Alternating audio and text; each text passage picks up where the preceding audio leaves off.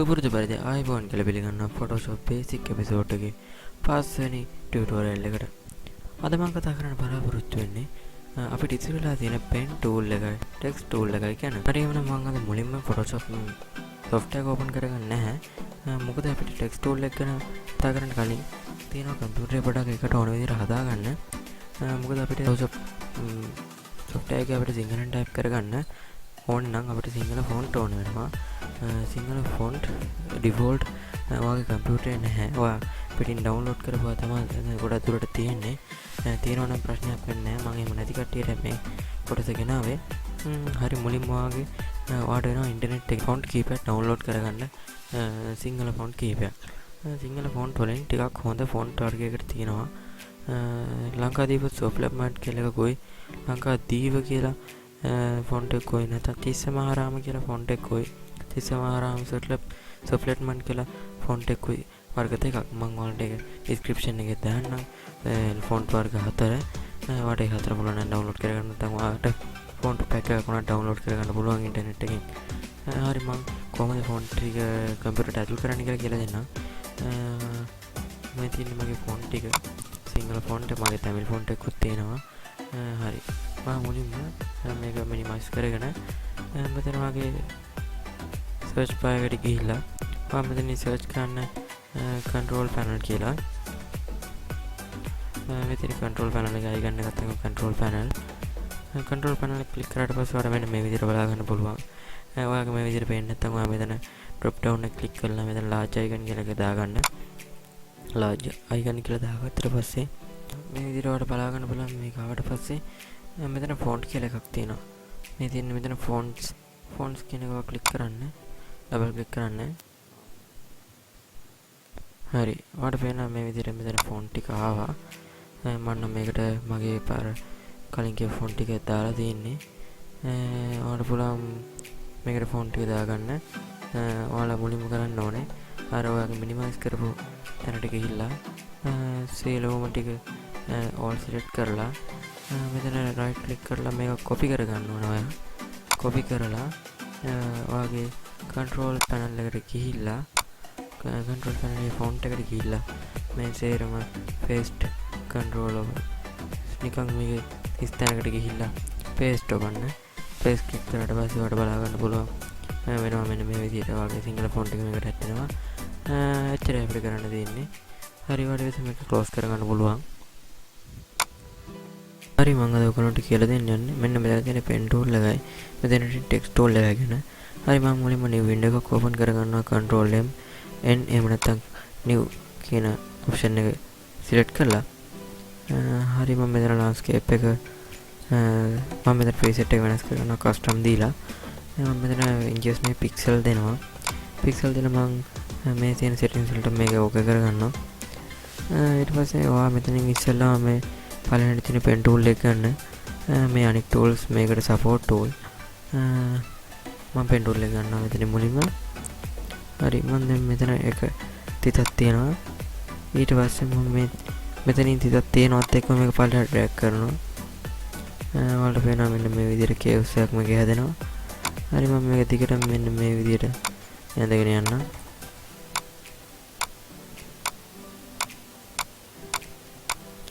හරි පාත් එකක් මම මේ යන්නේ පාත් එකක්. ඔයාලට පුළුවන් මෙතන මේ පාත් කියන ඔප්ෂන් එකේ මම අද පාත් එක බලා ගන්න.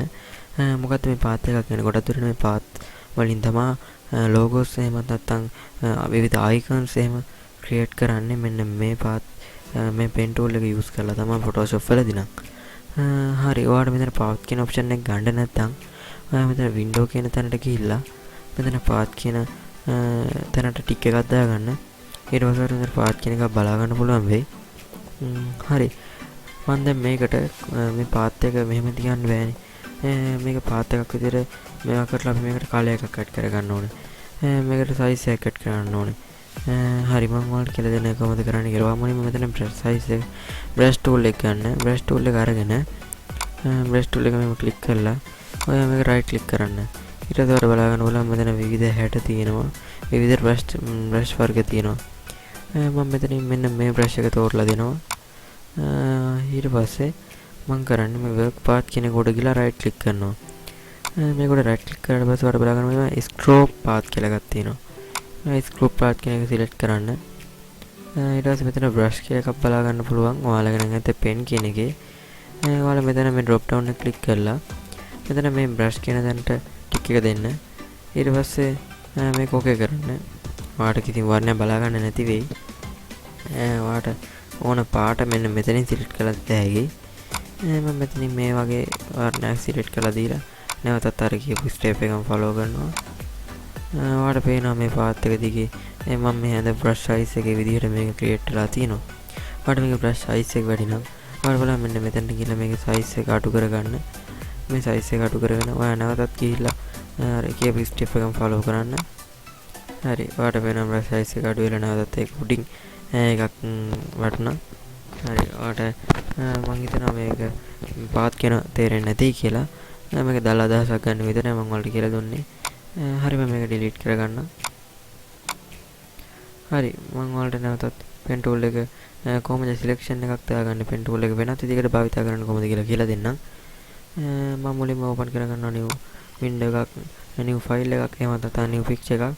ඔයාලට බලන්න මෙතන control all එහෙම නැත්නම් open කියලා press කරලා new picture එකක් ගන්න පුළුවන්. නැත්නම් ඔයාලට workspace එකේ මම double click කරාම new picture එකක් ගන්න පුළුවන්.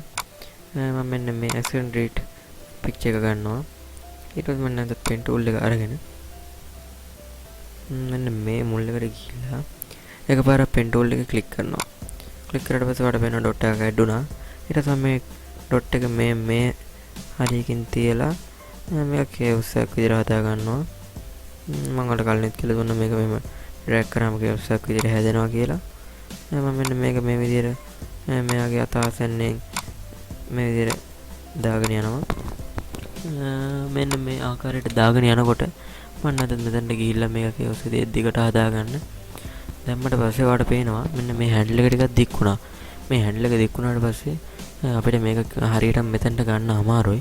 එහෙනම් මේ හැන්ඩල් එක කොට කරගන්න ඔයාලට alt එක press කරගෙන මෙන්න මේ drop එක ගාවට ගිහිල්ලා ඒක ක්ලික් කරගෙන මෙන්න මෙතනට ගෙනත් අතාරින්න. ඊට පස්සේ මෙන්න මේ විදිහට නැවතත් කන්ටිනියු කරගෙන යන්න. හරි මම මේක ෆාස්ට් විදිහට කරගන්නම්.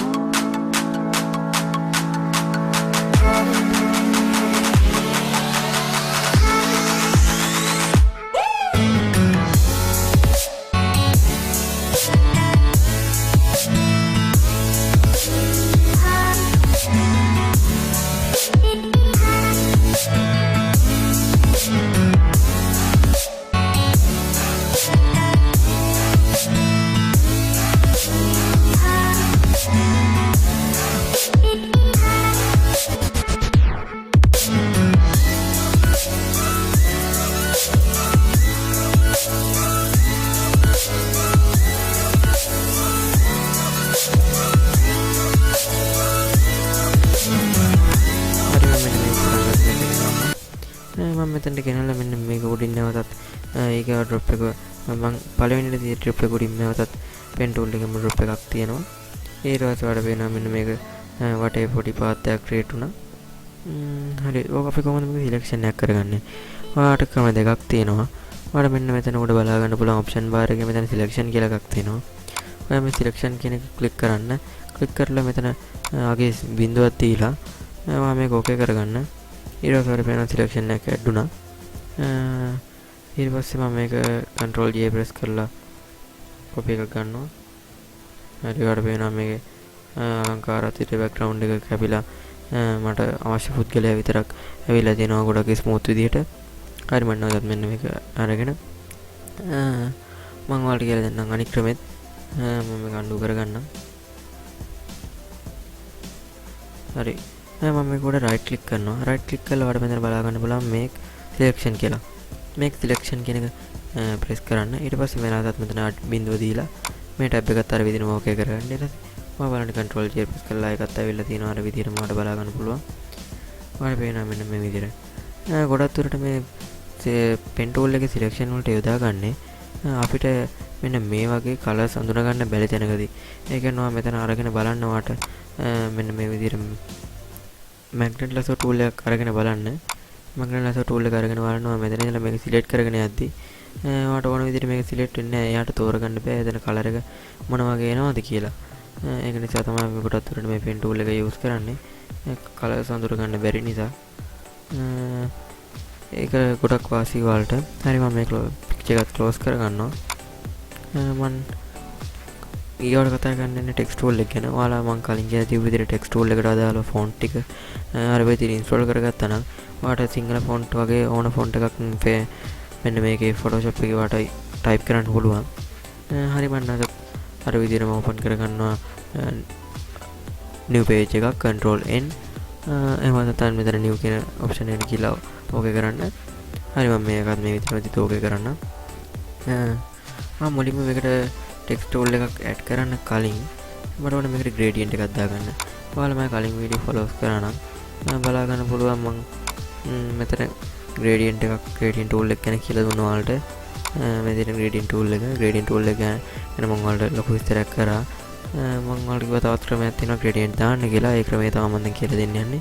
මම මෙතනින් ගන්නවා මේ ඔයාලට අර බලා ගන්න බලන්න layer panel එකේ පල්ලයට ගියට පස්සේ තියෙනවා මෙතන adjustment layer icon එක. adjustment layer icon එක ක්ලික් කරන්න. ඊට පස්සේ ඔයාලට මෙතන බලා ගන්න පුළුවන් solid color කියන එකට පල්ලෙන් දෙනවා gradient කියලා. gradient කියන එක ක්ලික් කරන්න. ඊට පස්සේ ඔයාලට බලන්න මේකට අර බලන්න බලා ගන්න මෙතන gradient එකක් ඇඩ් වෙලා තියෙනවා. හරි මම මේකට මට ඕනේ මේ කලර් වෙනස් කරගන්න. මම මුලින්ම කරන්නේ මේ drop down එක ක්ලික් කරනවා. මෙතන gradient තියෙනවා default gradient. ඔයාලට නැත්තම් custom gradient එකක් දෙන්න ඕන. මේ gradient bar එක උඩ එකපාරක් ක්ලික් කරන්න. ඊට පස්සේ ඔයාලට මෙතන පුළුවන් ඕන ස්ටයිල් එකක් දීලා ඔයාලට මෙතන custom gradient එකක් දෙන්න. ඊට පස්සේ මම මෙතනට මෙන්න මේ වගේ කලර් එකක් දුන්නොත් ඔයාලට වෙනවා මෙතන custom gradient එක මම දුන්නේ. මම මේකේ දෙන default gradient එකක්ම use කරනවා. හරි මම මේක ඕකේ කරගන්නවා. ඔයාලට පුළුවන් මෙතන බලා ගන්න. මෙතන line rectangle angle කියලා ගොඩක් ඒවා තියෙනවා. ඔයාලට පුළුවන් මේක එක අත්හදා බලන්න. ඔයාලට කිසි ප්‍රශ්නයක් වෙන්නේ නැහැ. මේ විදිහට ඔයාලට පුළුවන් ඕන මෙන්න මේ දම් පාට එක එළියට අරගෙන මෙන්න මේ තැඹිලි පාට එක ඇතුළට දාන්නත් රවුම ඇතුළට දාන්න. මෙන්න මෙතන ඒක කරන්නේ මෙන්න මේ තියෙන මෙන්න මේ box එකට ටික් එකක් දාන්න. ඊට පස්සේ ඔයාලට පුළුවන් කලර්ස් දෙක මාරු වෙනවා දෙපැත්ත. මම මේක අයින් කරගන්න. ඊට පස්සේ ඔයාලට වෙනම angle මේක angle එකක් විදිහට ඔයාලට පේනවා create වෙලා තියෙනවා. ඔයාලා එක එක විදිහට අත්හදා බලන්න කොහොමද මේකේ තියෙන විදිය කියලා. හරි මේකෙන් තමයි මේක ඉදිරියට තියෙන දිශානතිය වෙනස් කරන්නේ. මම මෙන්න මේ විදිහට මේක මේ හදාගෙන හරි මම මේක ඕකේ කරනවා. ඕකේ කරලා මම මුලින්ම මෙන්න මෙතන ලේ එක මම මුලින්ම ඔහොම තියෙනකොටම මෙන්න මේ ටෙක්ස්ට් ටූල් එක අරගෙන මම මෙතන එක ඩොට් එකක් තියාගන්නවා. තියාගෙන මම මෙතන ටයිප් කරනවා Photoshop කියලා.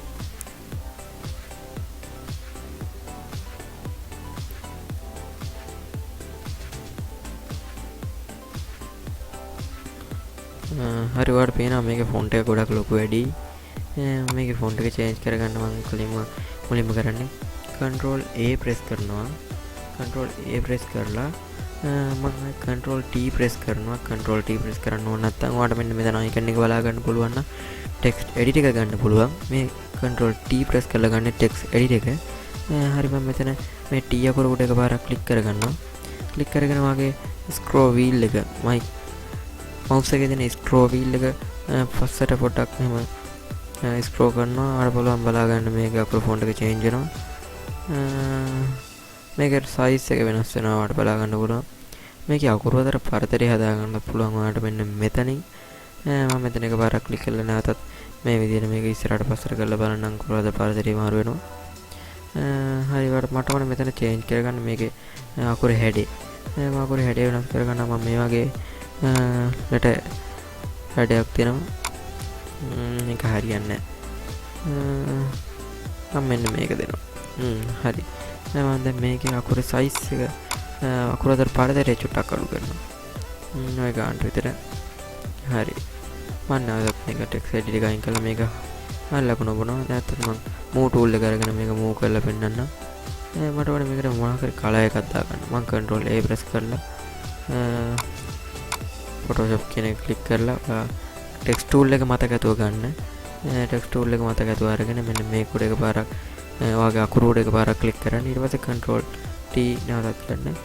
ඊට පස්සේ ඔයාලට පුළුවන් මේක ඩ්‍රැග් කරගෙන ගිහලා highlight කරන්නත් එහෙම නැත්නම් control A press කරලා highlight කරන්න. මම මෙතනින් දෙනවා මෙන්න මේ වගේ කලර් එකක්. මම මෙන්න මේ වගේ කලර් එකක් දෙනවා. හරි මේක ඕකේ කරනවා. හරි. ඔයාලා වෙන මෙතන ලක්ෂණ ටෙක්ස්ට් එකක් ඇඩ් වුණා. ඔයාලට ඕන නම් මෙතන සිංහල ෆොන්ට් තියෙනවා. මෙතන තියෙනවා ගොඩක් සිංහල ෆොන්ට් ඔයාලට දාගත්තා නම් මේවා නම් මම ඩවුන්ලෝඩ් කරලා දාගත්ත සිංහල ෆොන්ට්. ඔයාලට සිංහල ෆොන්ට් ඩවුන්ලෝඩ් කරලා දාගන්න පුළුවන් නම් ඔයාලට සිංහල ටයිප් කරන්න පුළුවන් මේකෙන්. හරි. එහෙමනම් මගේ එපිසෝඩ් හරි එහෙනම් මගේ පස්වෙනි එපිසෝඩ් එක මෙන්න මේ විදිහට ඉවර වෙනවා.